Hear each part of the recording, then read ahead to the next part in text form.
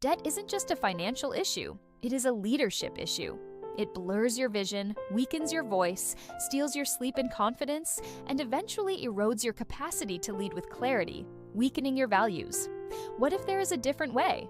What if the strongest, boldest, most impactful version of your leadership doesn't come from doing more, but becoming free?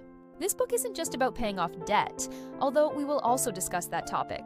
It's about creating emotional and financial margin, reclaiming your voice, and more importantly, your values. Saying no with strength, leading from a clear, quiet, and free center, and building something that lasts, all without losing yourself along the way. You will read real stories with hard truths. You'll laugh and maybe cry. You'll be challenged to look inward and lead upward.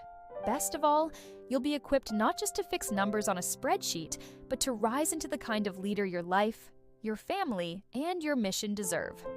Here is what I know. When a leader is financially, emotionally, and mentally free, the ripple effect is unstoppable. You lead your team differently. You parent differently. You make decisions differently. You become the kind of presence that changes rooms, not through pressure, but through peace. Why? You have nothing to hide from. You are not leading as a hypocrite. We aren't just talking about being debt-free. We are also talking about being leadership-ready to the extreme. So, take a breath. Put down the shame, pick up some tools, and let's walk this road together. Freedom is calling, not just for your finances, but for your leadership. Let's get started right now. Chapter 1. The Invisible Burden.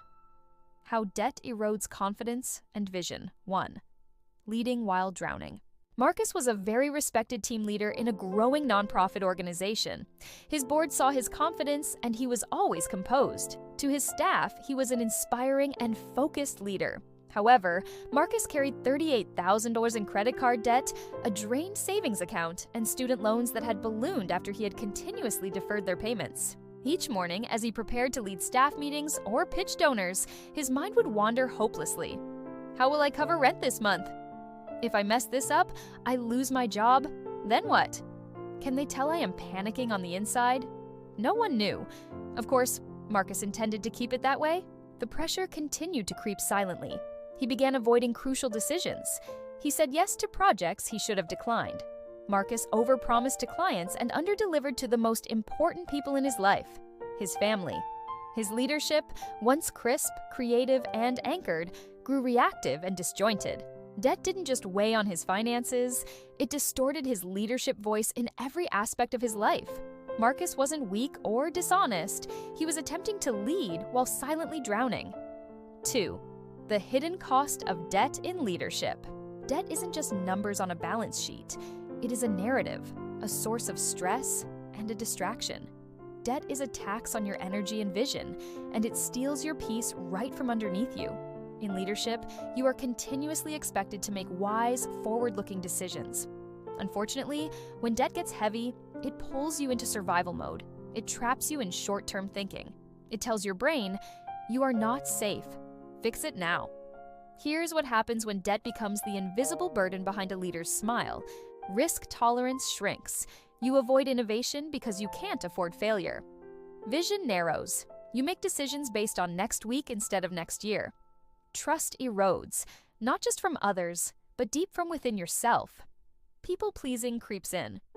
You say yes to avoid loss, not to advance purpose. Since leadership already carries emotional weight, financial fear can tip the scale into burnout, impulsive decisions, or even moral compromise. Debt doesn't just lower your credit score, it lowers your internal ceiling for confident and effective leadership. 3. Application for leaders. Whether your title is parent, manager, entrepreneur, coach, pastor, or something else, you are making high-stakes decisions. Those decisions are most influential when made from clarity, not crisis. Let's be clear, debt doesn't disqualify you. Unacknowledged and unmanaged debt severely weakens you. When a leader is burdened with silent financial strain, their ability to say no with confidence, take principled stands, model peace and balance becomes severely compromised. The path forward isn't shame, it is pure strategy. 4. Tools and strategies, reclaiming margin and mental bandwidth. A. Financial audit with leadership lens. Not just what you owe, but how what you owe is affecting what you choose. Ask, what decisions have I made due to financial fear? Where has debt made me reactive instead of principally reflective? How is my leadership voice affected by negative money pressure? B. Start a freedom fund. Set aside a small amount of money each week toward an emergency savings or freedom fund.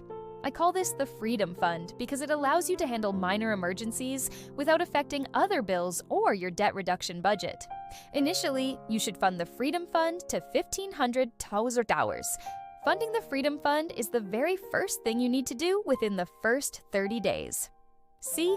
Externalize the shame. Speak to a mentor, spouse, advisor, or coach. Naming the pressure breaks its grip.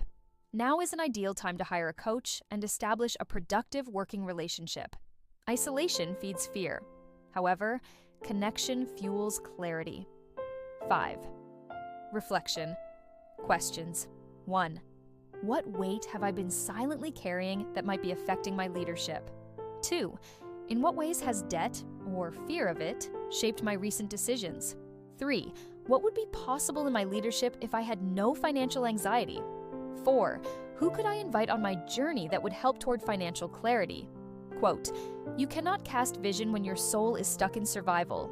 Clear the financial fog, and your leadership will rise.